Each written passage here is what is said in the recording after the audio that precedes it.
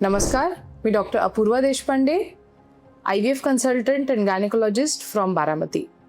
माझ्याकडे कित्येक असे कपल्स येतात जे विचारतात, मॅडम IVF म्हणजे दुसऱ्यांचंच बाळ सोडलं जातं का? IVF म्हणजे दुसऱ्यांचीच अंडी वापरली जातात का? तर आज मी खूप महत्त्वाच्या टॉपिकला कव्हर करणार आहे, ते म्हणजे सेल्फ सायकल IVF. स्वतःच्या अंड्यांनी मूल होऊ शकतं का?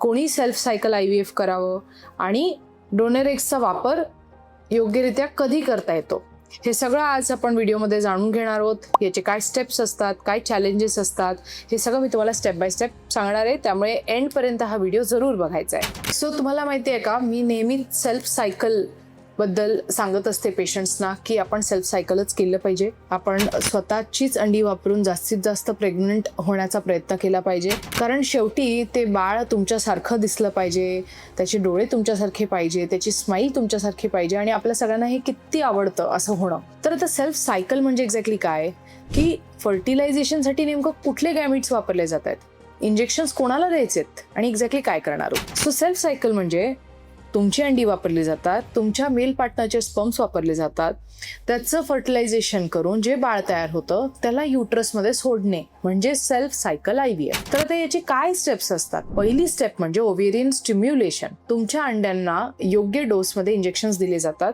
त्यांची वाढ बघितली जाते. जर ती अंडी योग्यरित्या वाढली, ज्याच्या डिटेक्शनसाठी आपण फॉलिक्युलर मॉनिटरिंग याचा वापर करतो. So second step follicular monitoring. त्याच्यामध्ये जर छान अंडी तयार झाली असं वाटलं तर आपण एग रिट्रीवल म्हणजे थर्ड स्टेप करतो. एग रिट्रीवलमध्ये कशा प्रकारची अंडी मिळतात, त्याच्याबरोबर तुमचे स्पर्म्स कसे होते, त्याचं फर्टिलायझेशन आर्टिफिशियली केलं जातं वाया IVF किंवा ICSI. हा फोर्थ पॉईंट. सो फर्टिलायझेशनमध्ये चांगली अंडी आणि स्पर्म्स मिळाले आणि त्याचं बाळ तयार होऊ शकलं तर त्या एम्ब्रिओजना आपण फ्रीज करून ठेवतो किंवा फ्रेश सायकलमध्ये ट्रान्सफर करतो.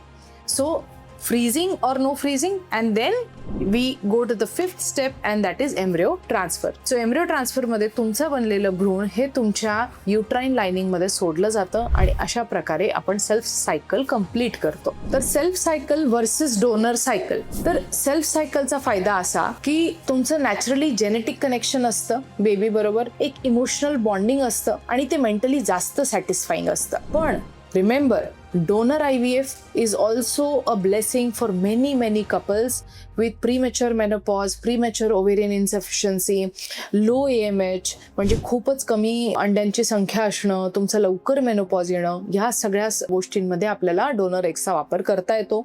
जर तुमचे वारंवार IVF होऊन पण अंड्यांची गुणवत्ता चांगली मिळत नसेल तरी सुद्धा डोनर एग्सचा वापर करता येतो. But there should be a valid reason to use donor eggs. So donor एग्सचा जो फायदा आहे तो असा असतो की डोनर्स हे यंगर एज ग्रुपचे असतात, त्यामुळे मग ओल्डर पेशंट असेल तर तिला या यंग डोनरचे एग्स वापरल्यानंतर लवकर प्रेग्नन्सी धारणा करता येते. तर सेल्फ सायकल कोणी करावी? जर तुमचं पहिलंच अटेम्प्ट आहे, तुम्ही कधीच यापूर्वी IVF केलेलं नाहीये, तर तुम्ही सेल्फच केलं पाहिजे.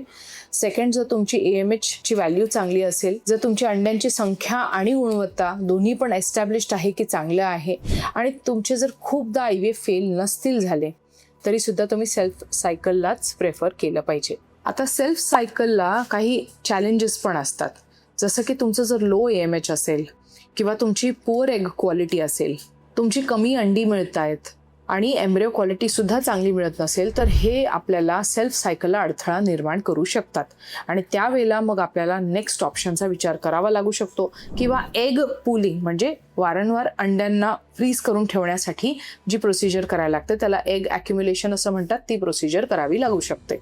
आता आपण IVF कॉस्ट रियालिटीज बद्दल बोलूया.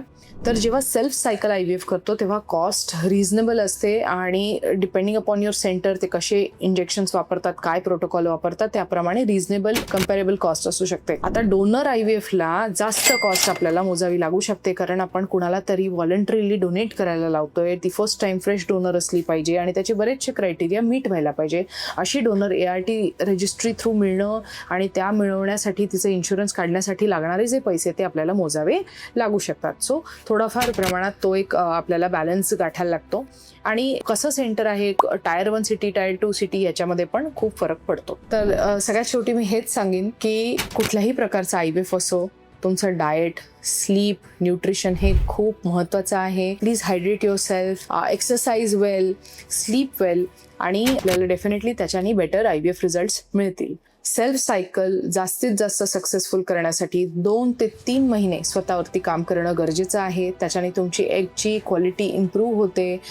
तुमचं न्यूट्रिशन, स्लीप, हायड्रेशन, एक्सरसाइज ह्यामुळे सुद्धा तुमच्या एग क्वालिटीवरती परिणाम होतो आणि त्याच्यामुळे चांगले एम्ब्रिओज बनतात आणि त्याच्याने तुम्हाला लवकर प्रेग्नन्सी मिळण्यात मदत होते.